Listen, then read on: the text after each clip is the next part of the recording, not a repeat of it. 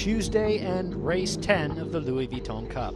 Last time out, Emirates Team New Zealand suffered a dramatic failure when their head sail came down early in the race. They held on to win. Today, it was check and double check on the halyard, and now a rematch with Luna Rossa.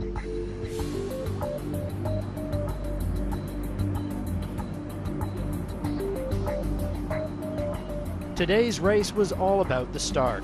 A strong flood current was pouring into San Francisco Bay and pushing the boats down the start line. The Kiwis used that to great advantage, staying to the right and claiming the fast lane to the start line.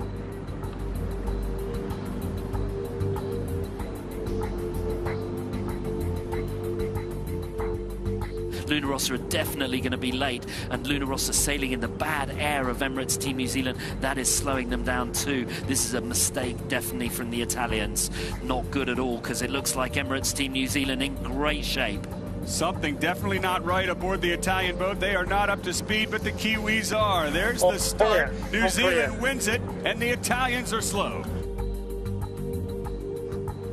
After the start, New Zealand never looked back. By Mark 3, the Kiwis had already extended to a 3-minute advantage over Luna Rossa.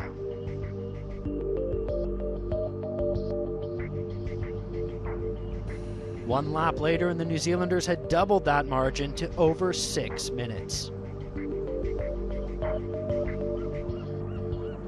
Give them a cheer, folks. They can hear you just popping right up on the foils and crossing the line. It's Emirates Team New Zealand. Wow, look at the speed of that. That is unbelievable as they come foiling right in towards us.